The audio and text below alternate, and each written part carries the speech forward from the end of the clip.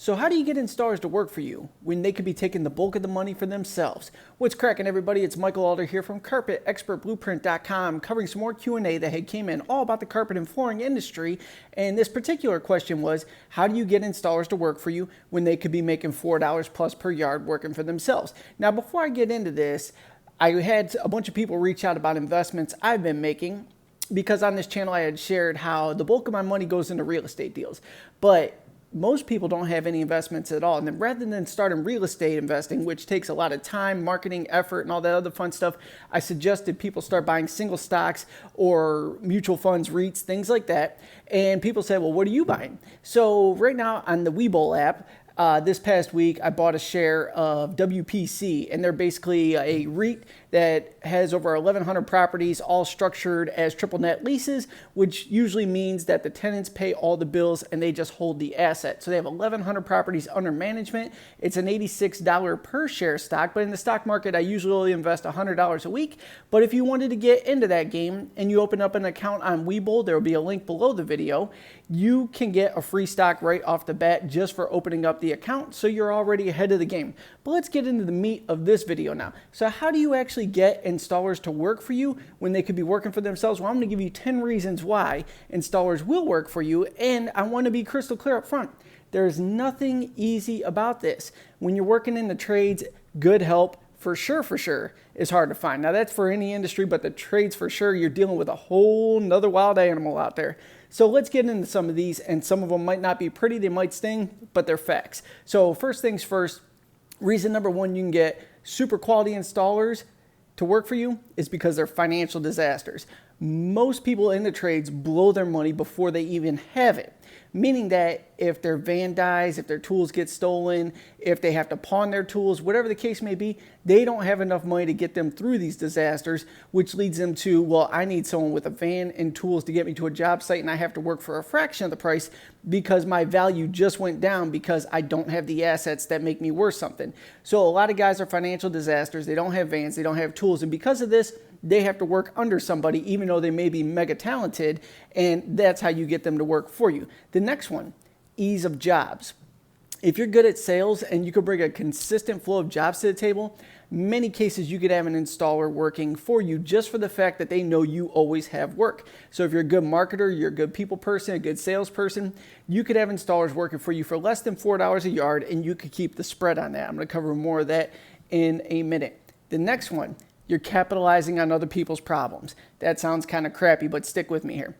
Back to the financial disaster thing. The other part of the trades that is really bad is people have mega drug problems. It's just a fact. So if you have guys that, let's go on the lighter side of the drug problems, we're not talking about the hard stuff, but people that smoke weed every day, spend all their money at the bar every single night, they're hungover, just train wrecks. Because of this, they need somebody to pick them up. They might have DUIs, they're still broke, and because of these problems, they will gladly work for you for less than $4 a yard because they just are not equipped to go ahead and sell these jobs. Partying is more of a priority than profiting. That's just a fact. The next one, the ability to broker deals. This kind of goes back to the ease of job things, but I have an account, giant apartment complex.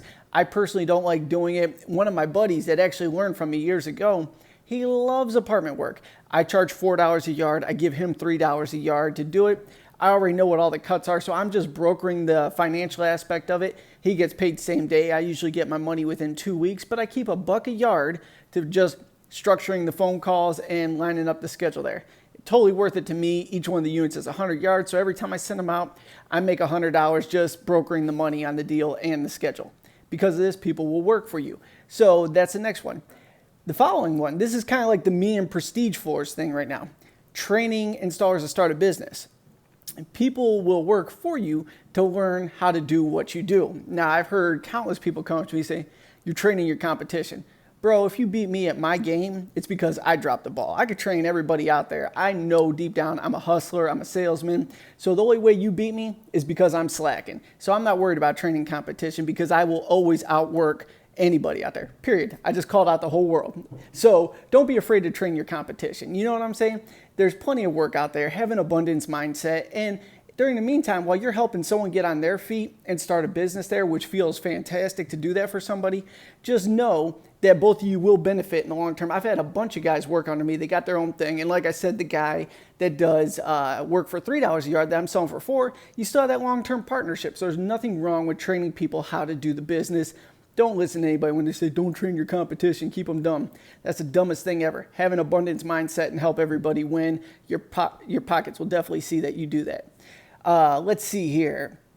The promise of same-day cash. That's a big one of getting people to work for you for less than $4 a yard.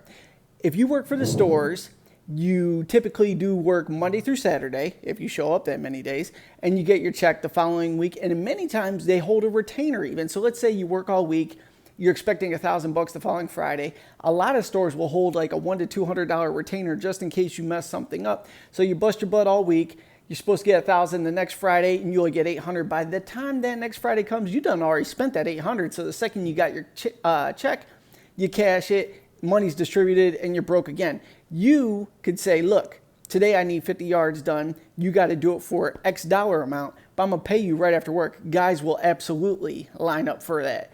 Next one, bad hygiene. This might sting a little bit too, but some people are just not equipped to go ahead and deal with clients on a one-off basis. They need that handsome guy or gal to go ahead and be the salesperson in between to broker the deals. Then they come in. It sounds shady, but it's just a fact of life. People do judge people, and a lot of installers, because of the partying in the early years, they have problems with their teeth. They're just a disaster, and because of that, they work for less. I know, it sounds crazy and brutal, but it's the cold hard truth right there. What else we got? And finally, the misfits of the industry. Now, these are individuals that'll show up 3 out of 6 days of the work week, and they're here today, gone tomorrow. Because of this, normal stores will not put up with this nonsense, and they have to work under somebody that will put up with their nonsense. So, as long as you know this guy or gal is only going to show up 3 out of 6 days out of the week, and you got to pull the weight the other days, you could absolutely still hire this person. They'll kick butt most likely on the days that they're there, but they're not going to show up the next day or whatever the case may be. And because of this, they have to work at a discount. So I hope this broke down and debunked some of the myths on why people will work for less than you or what they're capable of in the flooring industry. Remember, always have abundance mindset. There's always an option out there. And like I said, there's plenty of people that are very hungry for work, even though they are super qualified to run their own show. So get out there, start selling some more jobs, profit wildly, help people along the way, and hopefully they want to change their lives so they can profit big. And in the meantime, you can line your pockets as well.